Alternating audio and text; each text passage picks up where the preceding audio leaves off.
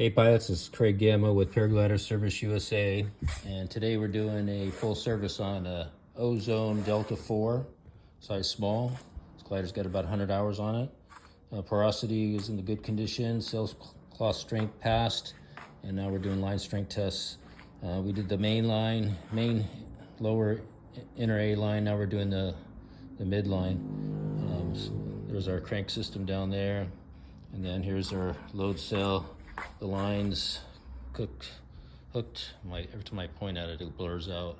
But kind of where that yellow sack is dropping, and then to the other end there, that's the midline. And then here's our load cell. That's connected to our force gauge, which is connected to our software here. And so we got this zeroed out. Let's go ahead and check. This was the main A line that we did. It passed with flying colors. Let's go ahead and set up for measure for the second one. And as that's loading up, we'll go ahead and look at the calcs here. So for the midline calcs, just like the main lines, we take the kilogram ratings for each and every line for the A row, B row, C row. And then you tally that up and then times it by 14. Well, actually, when you tally it up, you double it because it's, you know, the left and right sides of the glider. And then you times that by 14. You times the kilogram rating, which is 85 kilograms all up weight, times 14, you get this G-force of 39.1. And then you take the line we're doing, which is a mid-A line, inner line, 130 kilograms, and you times that by 14, and then you divide the G-force that was doing all those calculations by that, and you get this. So it needs to pass by 46.6 kilograms, and it's rated at 130 kilograms. But we only need 46.6 to pass, so let's see what she gets. Just recap on the main lower line. It's rated at 230 kilograms, and it needed 93 to pass, and it did 147.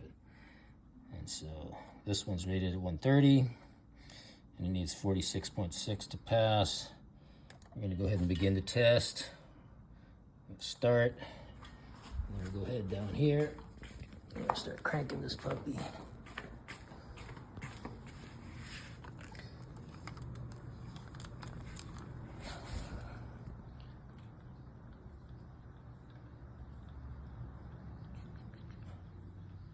(40-1) mechanical advantage, so even breaking 500 kilograms is really easy by hand crank.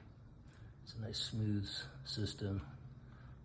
The winch was a little shaky and a little too fast. So now we're in line with the protocol. So it broke at the typical spot just after the splice.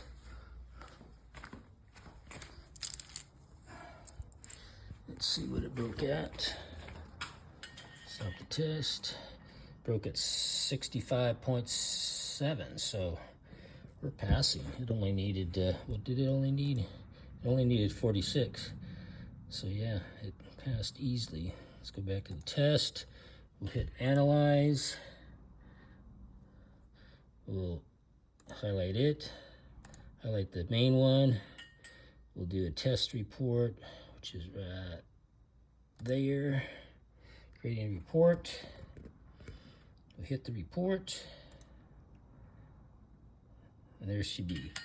So, my logo. So this is the main lower line, which is at 247, and this one's at 65 for the midline, and then the numbers are down here. So there she be. This thing's past porosity, sailcloth strength, now line strength. And so past the line inspection, we found no damaged lines. Of course, we replaced the two lines we broke here, and I've actually reconnected those already, and now she's going to be ready to trim tune. This is what you got to get approved to trim tune. There's no use trim tuning it if you don't have good porosity, good sailcloth strength, or a good line strength. If you do trim tuning without those, it's a moot point. Talk to you later. Bye.